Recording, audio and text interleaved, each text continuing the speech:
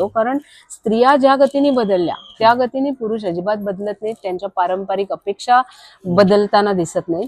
पण सुचिन्ह आहे की पुरुष बदलत आहेत आणि आता त्याला नकारात्मक परिणाम करणारे जे घटक आहेत ते media, social media, OTT platforms आणि अशा याच्यातून जे स्क्रिप्टिंग होते, मग ते मर्दानगीच्या कल्पना असतील किंवा पोर्न कंटेंट असेल, नंतर सेक्स आणि व्हायलन्स याचं मिश्रण केलेले एपिसोड सारखे आपल्या समोर येतील.